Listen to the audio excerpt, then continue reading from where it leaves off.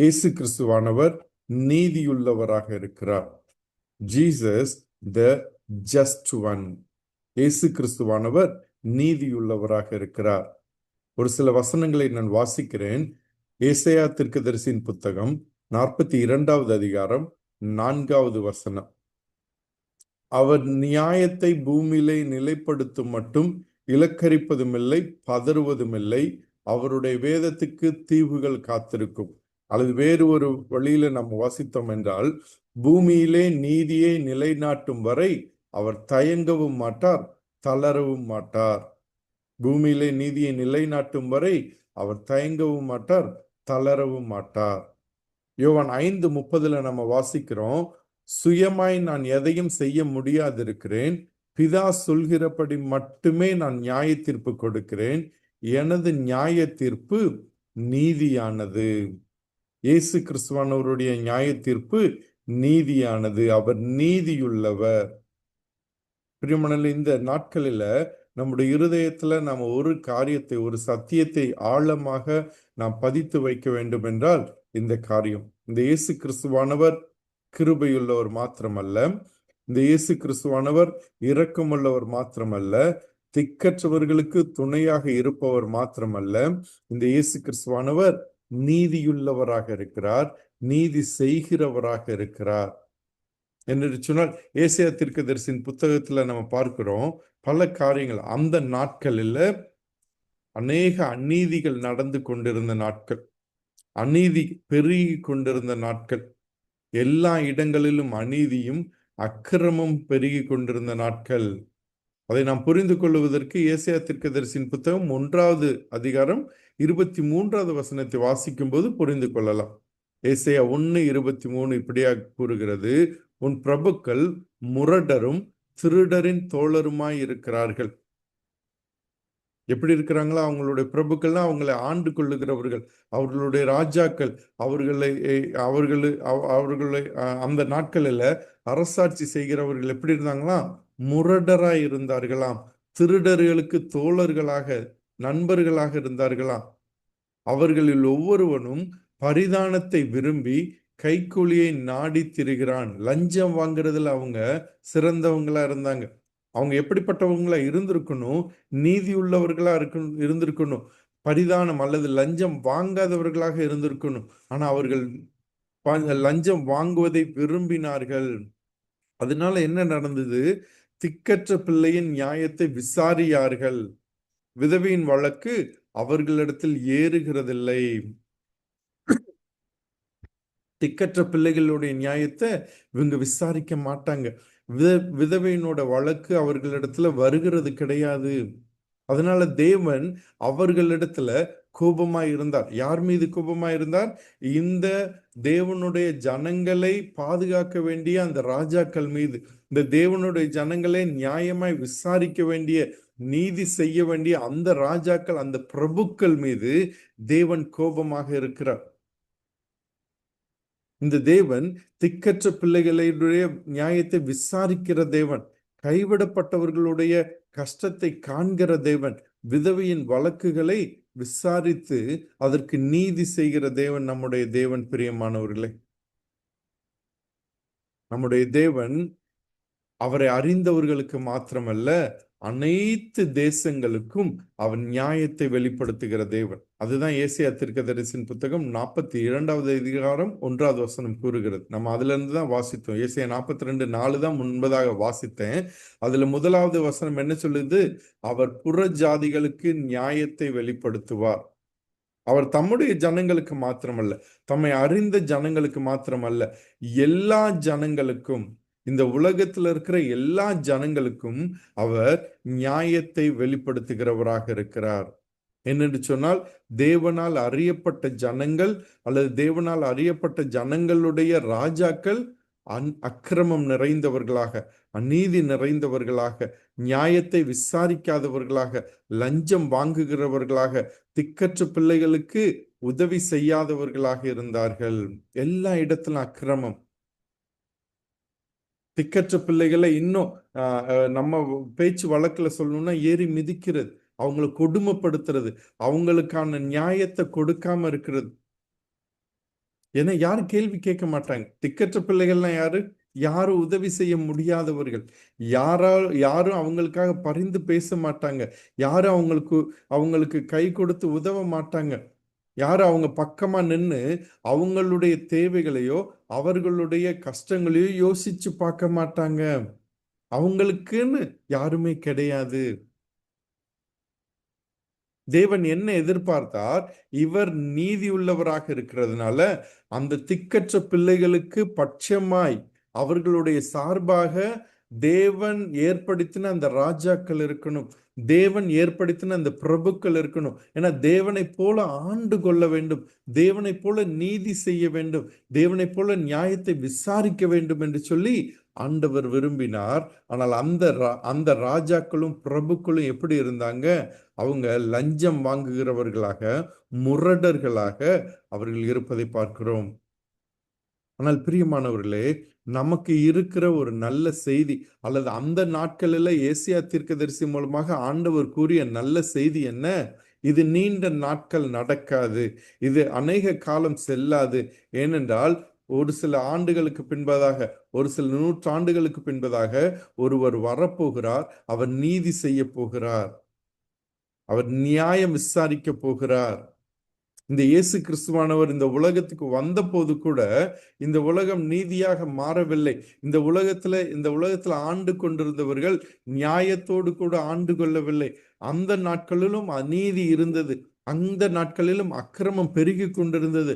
அந்த நாட்களிலும் ஆட்சி பொறுப்புல இருந்த தலைவர்கள் லஞ்சம் வாங்கி கொண்டு திக்கற்றவர்களுக்கு உதவி செய்யாத படிக்கு, அல்லது விதவைகளுக்கு உதவி செய்யாத படிக்கு, அல்லது தங்களுடைய வாழ்க்கையில உண்மையாக தேவையுள்ளவர்களை கண்டுகொள்ளாத படிக்கு அக்கிரமம் பெருகி இருந்தது. ஆனால் இயேசு கிறிஸ்துவானவர் நீதியாக வந்தார், நீதியுள்ளவராக வந்தார். அவர் ரோம அதிகாரத்தை கண்டு பயப்படவில்லை, யூத மத தலைவர்களின் அதிகாரத்திற்கு அச்சமடையவில்லை. அவர் என்ன செய்தார்? அந்த அந்த அதிகாரங்களுக்கு மேலாக மக்களை சந்தித்தார். சமூகம் ஒதுக்கி வைத்திருந்த அந்த அந்த குஷ்டரோகியை தொட்டு குணப்படுத்தினார். ஏறக்குறைய 12 ஆண்டுகள் உதிரப்போக்குல சிரமப்பட்டு கொண்டு அந்த நாட்களில் ஒதுக்கி வைக்கப்பட்டிருந்த அந்த ஒரு பெண்மணியை ஆண்டவர் சுகப்படுத்தினார். அவளுடைய விசுவாசத்தை அவர் கண்டார். யாரும் காணாத அந்த விசுவாசத்தை அவர் கண்டார். அதே போல எல்லாரும் ஒதுக்கி வச்சிருந்த இந்த சகையு என்கிற ஆயக்காரர், வரி வசூலிக்கிறவர், எல்லாரும் அந்த சகையுவா அல்லது ஆயக்காரரோட தலைவரை ஒதுக்கி வச்சிருந்தாங்க. அவர்களுடைய வீட்டிற்கு அவர் சென்றார். அநேக நேரங்களில் இந்த இயேசு கிறிஸ்துவானவர் பூமியில வாழ்ந்த போது நீதியின் உருவமாகவே, நீதியின் வெளிப்பாடாகவே இருந்தார். அவர் நீதியை ஒரு சட்டமாக கூறிவிட்டு செல்லவில்லை. இதை இப்படி செய்யுங்கள், இதை இப்படி செய்யுங்கள், இதை இப்படி செய்யக்கூடாது என்று சொல்லி வார்த்தைகளில் அவர் சொல்லிட்டு போகல. அவர் என்ன செய்தாரு? நீதியாக வாழ்ந்து காண்பித்தார். தன்னுடைய வாழ்வுல திக்கற்றவர்களுக்கு அவர் உதவி செய்கிறவராக, யார உலகம் ஒதுக்கி வைத்திருந்ததோ, யாருடைய குரல் வெளியே கேட்காம இருந்ததோ, யாருடைய குரலை அங்கிருந்த அதிகாரத்தில் இருந்தவங்க அடக்கி வச்சிருந்தாங்களோ அவர்களுடைய குரலை ஆண்டவர் கேட்டார். அவர்களுடைய இருதயத்தின் ஏக்கங்களை ஆண்டவர் கண்டார். அவர்களுடைய மனதின் கஷ்டங்களை ஆண்டவர் கண்டு அவர்களை கண்ணோக்கி பார்த்து அவர்களுக்கு விடுதலை அளித்தார், அவர்களுக்கு நியாயம் செய்தார். பிரியமானவர்களே, இந்த இயேசு கிறிஸ்துவானவர் நமக்கும் நீதி செய்கிறவராக இருக்கிறார். பிரியமானவர்களே, அவர் பூமியில வாழ்ந்த போது எப்படி அவர் சந்தித்த எல்லாருக்கும் நீதி செய்தாரோ, அவரால் சந்திக்கப்பட்ட எல்லாருக்கும். ஒரு முறை அப்படிதான் என்ன பண்றாங்க, விபச்சாரத்துல பிடித்ததா ஒரு பெண்ணை கூட்டிட்டு வர்றாங்க. கூட்டிட்டு வரும்போது அந்த பெண்ணை கல்லெறிந்து கொள்ள வேண்டும் என்று யூத சட்டம் சொல்லுகிறது, யூத நியாய பிரமாணம் சொல்லுகிறது. அங்க இருக்கிற அநேகர் அந்த அந்த பெண்மணி மேல குற்றம் சுமத்துறாங்க. இயேசு கிறிஸ்துவானவர் இதுக்கு எப்படி பதில் சொல்லுவாருன்னு சொல்லி யோசிக்கிறாங்க. ஆனா அவங்க மறைத்த ஒரு காரியம், அவங்களுடைய மாய்மாலமான ஒரு காரியம் என்ன? விபச்சாரத்துல ஒருவர் தனியாக ஈடுபட முடியாது. விபச்சாரம் என்பது ஒரு ஆணும் பெண்ணும் 2 பேர் இருந்திருக்கணும். அவங்க பெண்ணை மாத்திரம்தான் கூட்டிட்டு வந்தாங்க, அந்த ஆணை கூட்டிட்டு வரல. பழைய ஏற்பாடு தெளிவாக சொல்லுகிறது, விபச்சாரத்துல கண்டுபிடிக்கப்பட்ட இருவருக்கும் தண்டனை என்று. அவர்கள் அந்த பெண்ணை குற்றம் சுமத்தி இயேசு கிறிஸ்துவானவருக்கு ஒரு சங்கடத்தை கொண்டு வர வேண்டும். அவர் கல்லறிய சொன்னா ரோமருக்கு எதிராக ஆண்டவராக இயேசு கிறிஸ்துவை திருப்பிடுவாங்க. கல்லறிய கூடாதுன்னு சொன்னா யூத நியாய பிரமாணத்தை அவரு சரியா செய்யல, கீழ்ப்படியலன்னு சொல்லி அவங்க மேல குற்றம் சுமத்துவாங்க. மாய்மாலமான காரியம், மாய்மாலமான காரியம். ஆண்டவர் அந்த காரியத்திலும் அவர்களை வெற்றி கொண்டார். அந்த பெண்ணுக்கு நியாயம் கிடைக்க செய்தார். அந்த பெண்ணை மன்னித்தார். பிரியமானவர்களே, நம்முடைய வாழ்க்கையில கூட ஒரு சிலர் நாம் ஒடுக்கப்பட்டு இருக்கிறோம். நம்ம ஒரு சிலருடைய சத்தம் மற்ற இடத்துல கேட்கப்படுவது கிடையாது. நம்முடைய நீதி வெளியே வருவது கிடையாது. நமக்காக யாரும் நிற்பது கிடையாது. நம் பட்சமாய் யாரும் பேசுவது கிடையாது.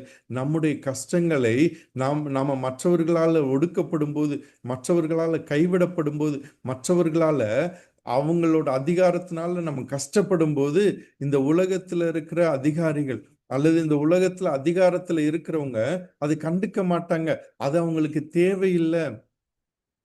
ஆனால் ஒருவர் காண்கிறார், ஒருவர் நம் பட்சமாக நிற்கிறார். பிரியமானவர்களே, நம்முடைய ஆண்டவராய் இயேசு கிறிஸ்து நீதியுள்ளவராக, திக்கற்றவர்களை விசாரிக்கிறவராக இருக்கிறார்.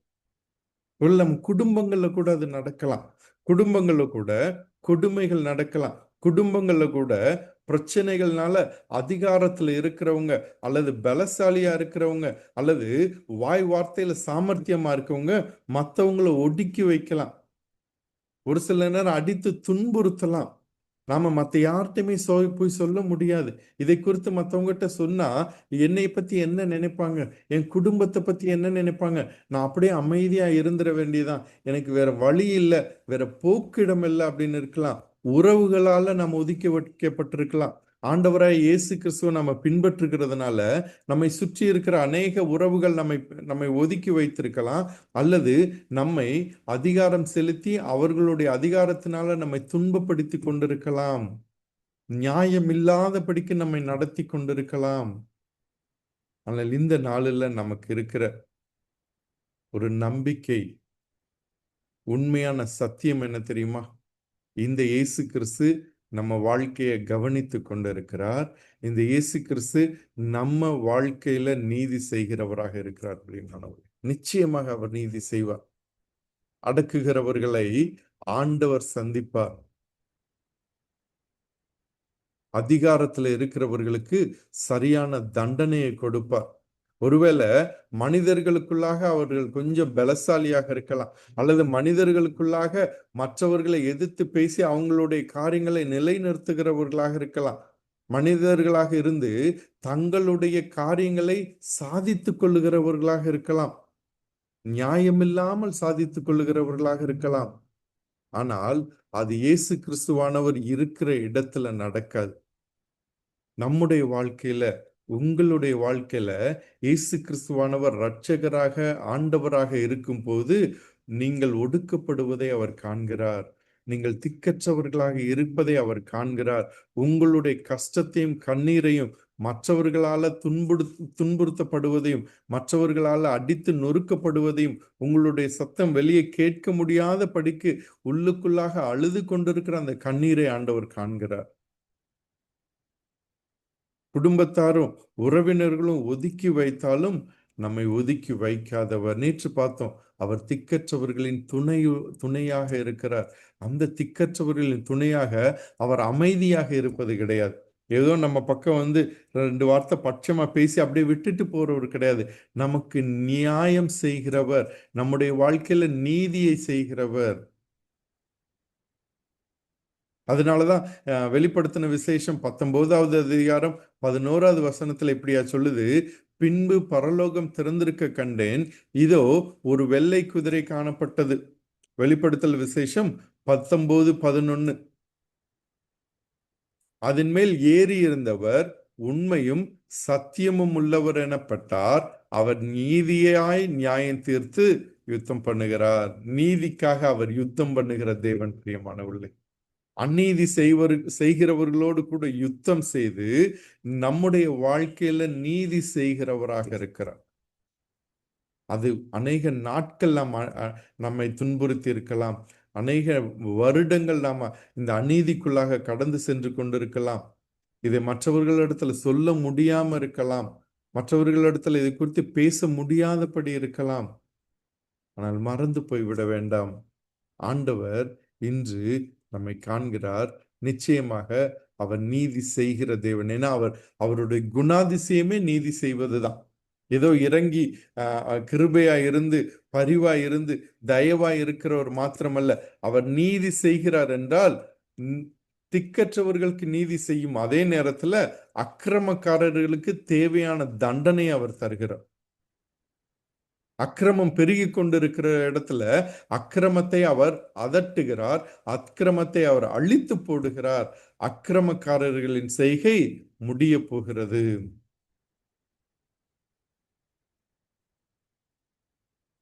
அக்கிரமக்காரர்கள் அசட்டையாக திக்கற்றவர்களை தள்ளிவிட்டு கொண்டே இருந்தால் தேவனுடைய தீர்ப்புக்கு அவர்கள் ஆளாவார்கள்.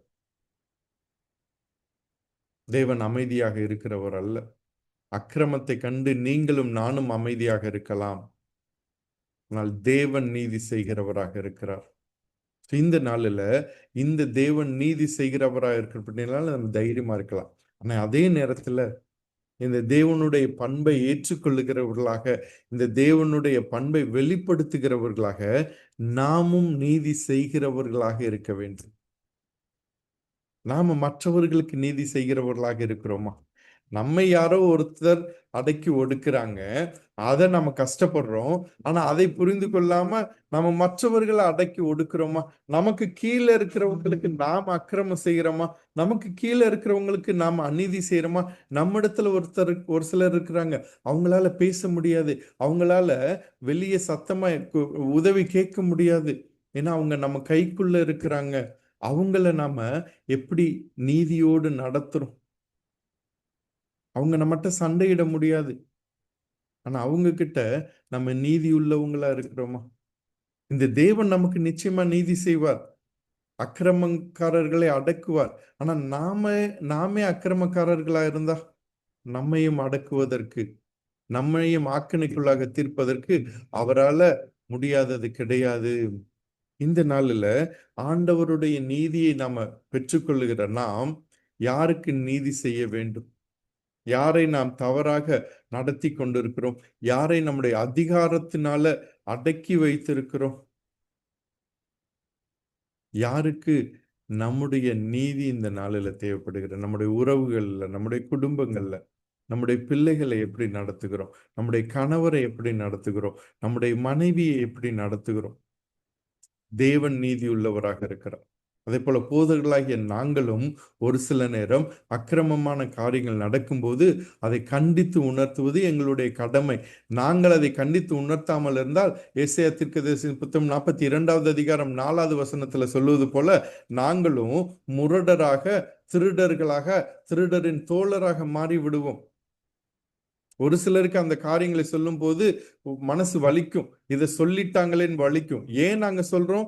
ஏதோ எங்களுக்கும் அவர்களுக்கும் இடையே ஒரு பிரச்சனை கிடையாது, எங்களுக்கு அவங்களை பிடிக்கலன்னு கிடையாது. தேவனுடைய குணாதிசயத்தை வெளிப்படுத்துகிறவர்களாக இந்த மந்தையை மேய்க்கும் போது, நீதியுள்ள தேவனை வெளிப்படுத்தும் போது அக்கிரமத்தை தட்டி கேட்க வேண்டியது ஒரு போதகருடைய கடமை. நாங்கள் அமைதியாக இருக்க முடியாது பிரியமானவர்கள். நாங்கள் அமைதியாக இருந்தால் தேவன் எங்களை நியாயம் தீர்ப்பார்.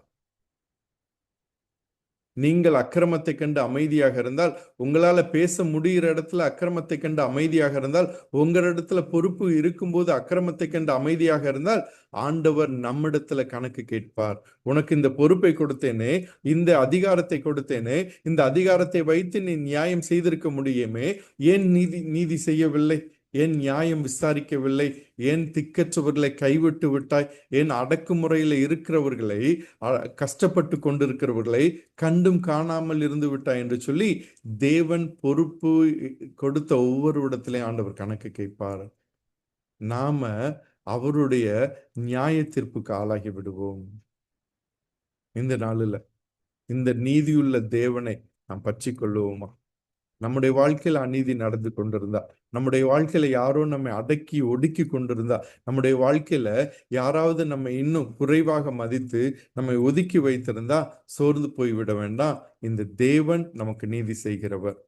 அதே போல நாமும் மற்றவர்களுக்கு நீதி செய்கிறவர்களாக இருக்க வேண்டும். நமக்கு அதிகாரம் இருக்குன்றதுக்காக நம்ம மற்றவர்களுக்கு அநீதி செய்யக்கூடாது, அடக்கி ஒடுக்கக்கூடாது. அது வார்த்தையினால கூட பண்ணலாம், வார்த்தையினால துன்பப்படுத்தலாம், கை பலத்தினால துன்பப்படுத்தலாம், அல்லது பேசாம அமைதியா இருந்து செய்யலாம். பல விதங்கள்ல துன்பப்படுத்தலாம். அது எதுவா இருந்தாலும் ஆண்டவருக்கு தெரியும். ஆண்டவருக்கு தெரியும். இந்த நாளில் அவர் நீதி உள்ளவராக இருக்கிறார். நாம் நீதி செய்களாக இருக்க வேண்டும் என்று சொல்லி அவர் விரும்புகிறார், அவர் வாஞ்சிக்கிறார். நாம் தொடர்ந்து நீதியுள்ள இந்த தேவனை பற்றி கொண்டு நாமும் நீதி உள்ளவர்களாக, அநீதியை எதிர்த்து நிற்கிறவர்களாக இருந்து இந்த தேவனை, இந்த தேவனுடைய குணாதிசயத்தை நம்முடைய வாழ்க்கையில நிறைவேற்றுவோம். தேவன் தாமே இந்த வசனங்களை ஆசீர்வதிப்பாராக.